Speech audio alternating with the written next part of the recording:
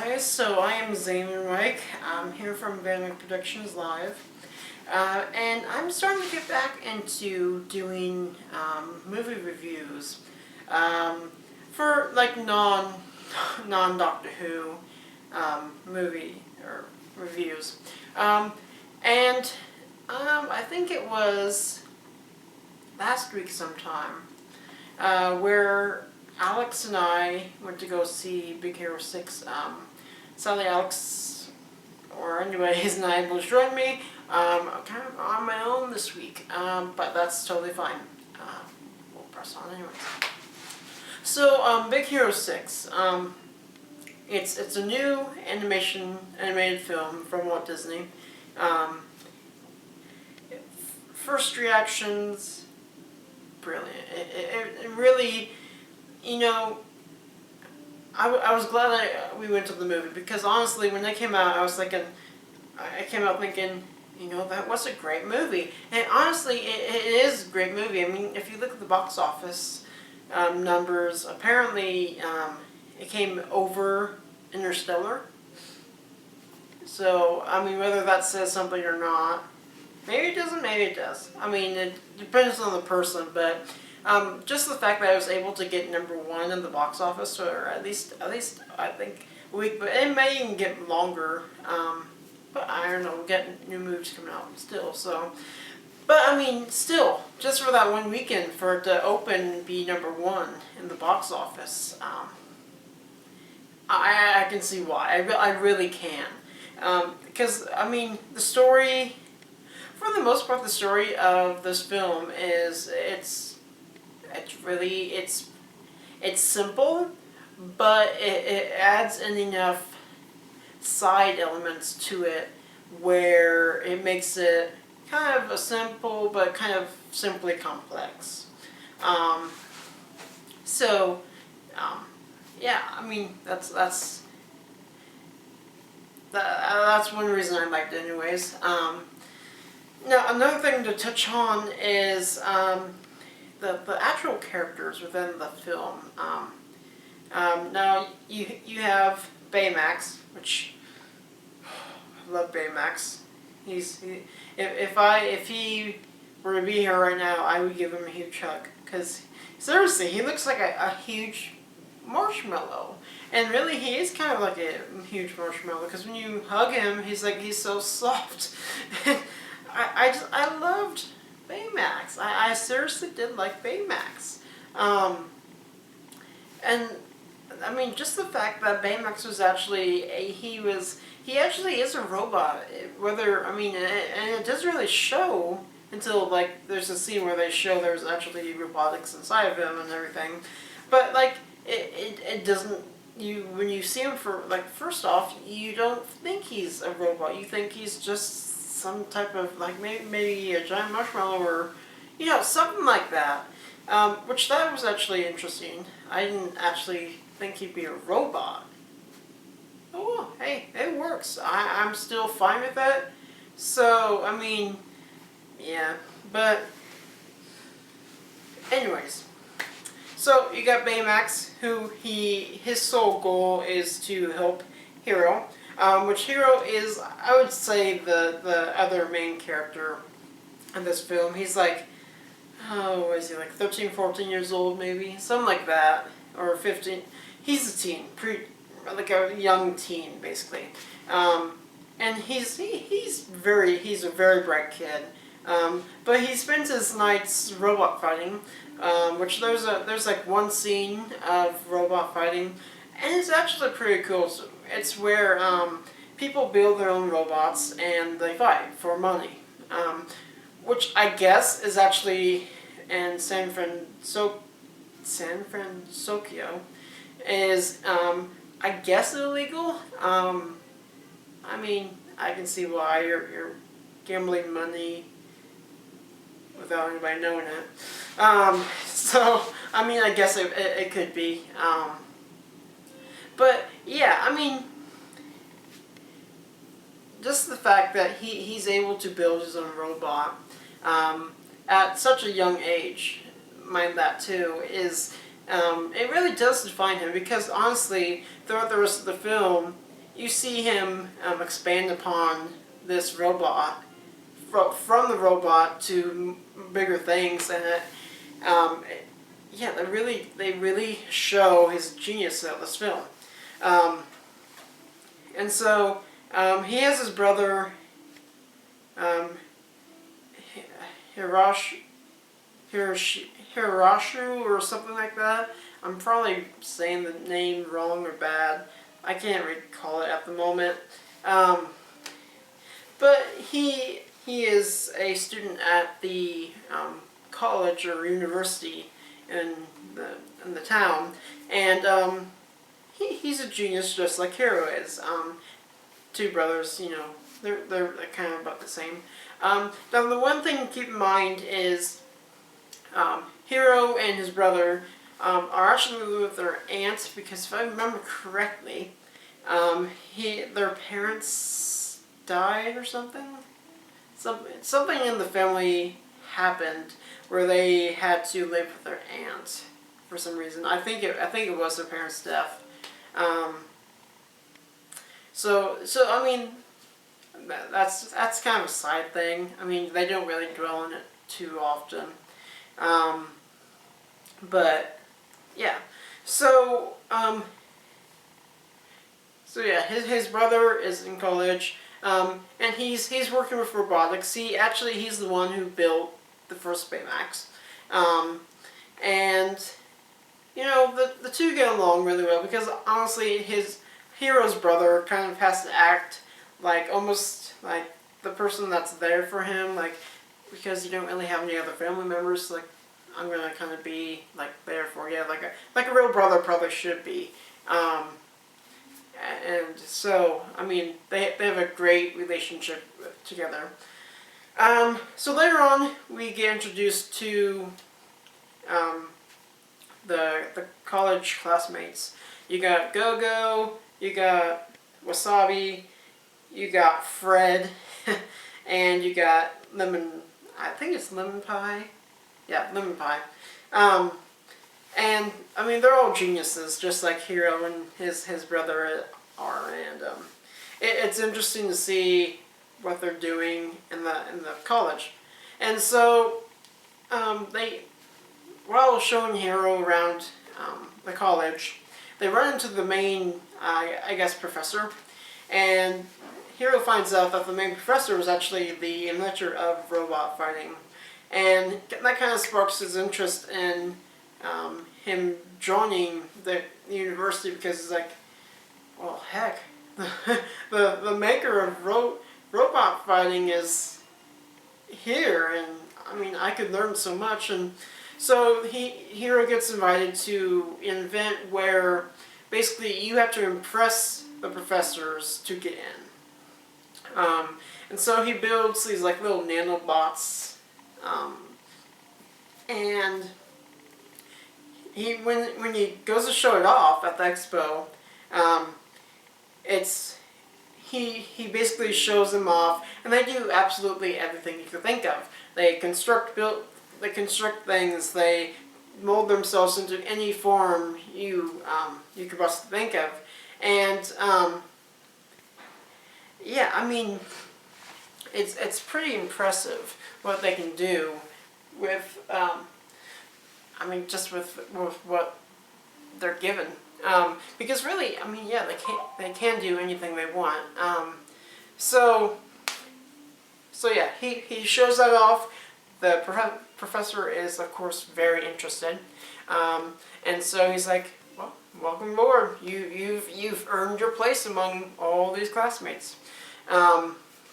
So yeah, so Hiro and the team of classmates go walking out and with their brother, well, his brother, and then all of a sudden, the expo catches on fire, and Hiro's brother goes in to save the professor, but is killed.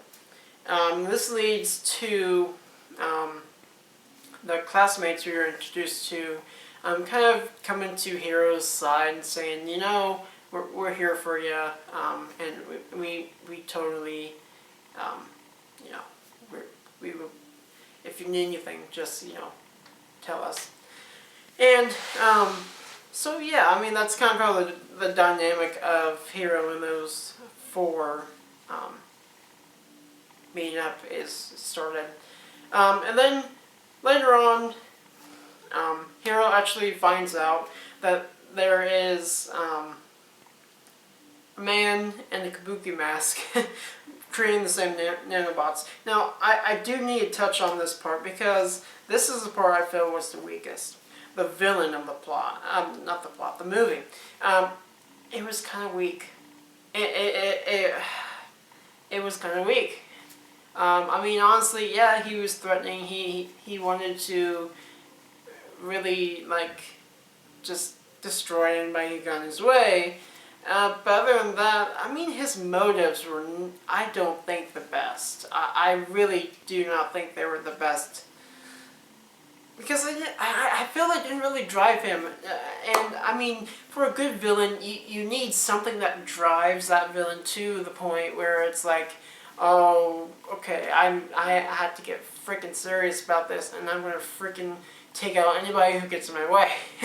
I mean, he kind of had this feeling, but I felt it was still missing something. I mean, the design of the villain, like the kabuki mask and the coat and everything, I mean, I absolutely love the design. It's a great design.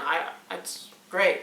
Just the actual villain himself, it's like, could have done better. And then, to touch on, like, the team, Go-Go, Wasabi, Lemon Pie, and Fred, and Hero, of course. I mean, the way they interact the first time around, it's kind of like a toddler on a tricycle. It's like they're trying to learn how to ride, but they don't know how to because they have no idea what to do exactly. And this is kind of what happens when they first encounter the villain, because honestly, it just goes crappy for them. There's no good result out of their first meeting with the villain at all. And the fact that Hero actually did create a chip for Baymax for him to be, like, you know, all aggressive and everything. When they lose, the villain escapes. Hero gets mad, and he's like, Baymax, take him down, and he removes the main core program, which is to help and to protect Hero, and Baymax just goes into this destruction mode. And the entire team has to try to take him down, and it's like, oh, it does not end well for them at all. So, yeah, and I mean, they eventually do all come back together, and they regroup. They kind of, you know, pull themselves together, and they think of a plan. And then once they do actually go back and take on the villain, it's a lot smoother, and they're a lot more of a unit this time than they were the first time. Now, just some context for the second time they battle the villain. The villain, his motives are his daughter got trapped in a portal in this kind of freak experiment. So she's been stuck in there forever, and he's been using the nanobots to rebuild the portal and, you know, bring her back. Well, he gets a little too far, and he starts bringing everything from the world in to kind of make everybody feel like, oh, well, this is how I feel. Now you're going to feel the same way. Again, I don't think that move is entirely the best way to go, because it doesn't give us too much to work with. That's my opinion, though.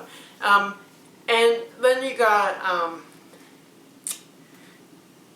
mean, that's basically what, they're trying to stop that. They do, but then Baymax and Hero go into the portal to save the enemy's daughter.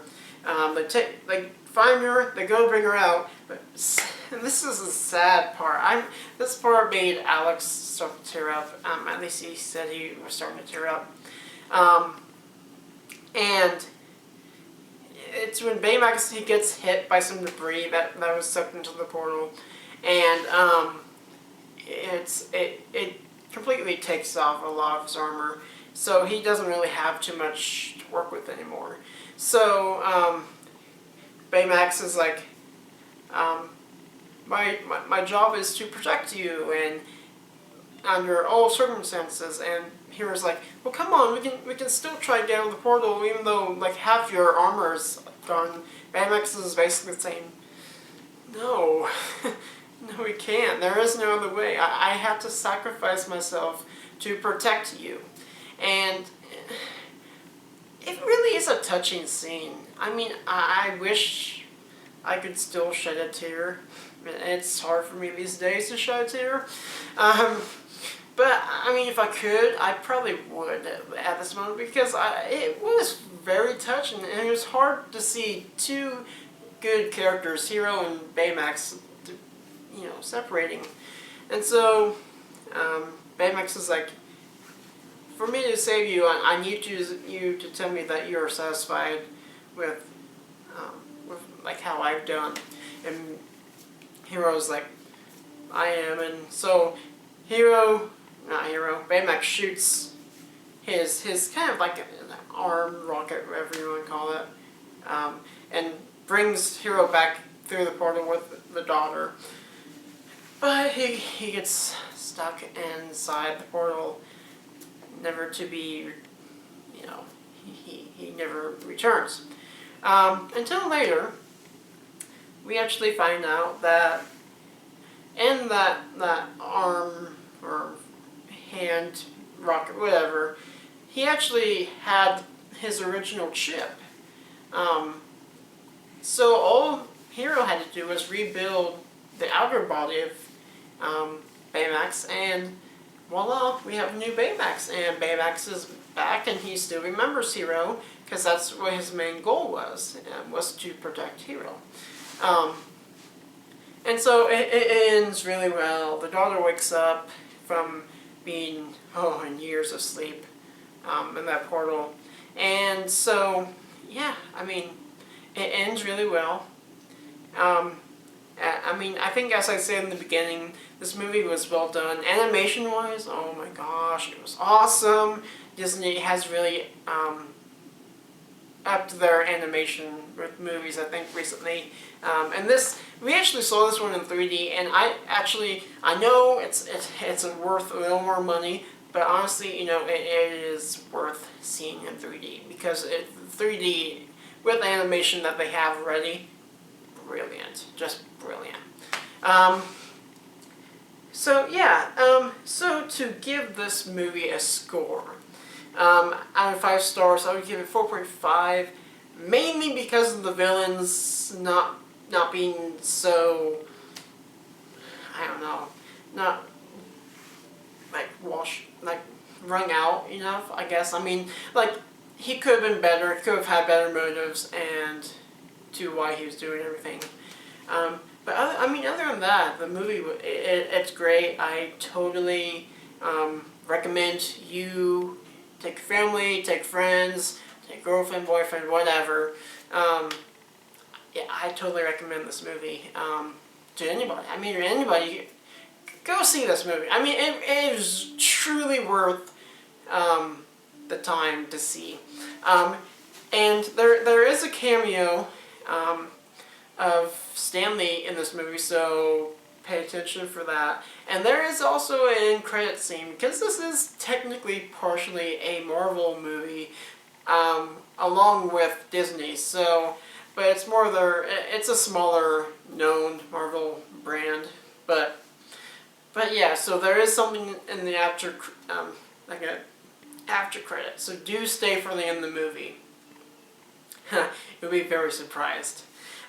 So yeah, that is my review for Big Hero 6. I honestly, I'd like to hear from you guys. Whoever does watch this review. Please tell me what you thought of Big Hero 6. Did you like it? Did you not like it? Why did you like it? What did you think of the characters? Who was your favorite character? I mean, anything you could say. If there are people that watch this before they go see a movie, you can. If you've already watched it this far, then whatever. But, yeah. So, yeah, that's my review. And, hopefully my next movie, I hope for it to be Imitation Game. Because I am really looking forward to that movie. Benedict Cumberbatch, oh gosh. He's a great, but the movie in general just looks really good. So yeah.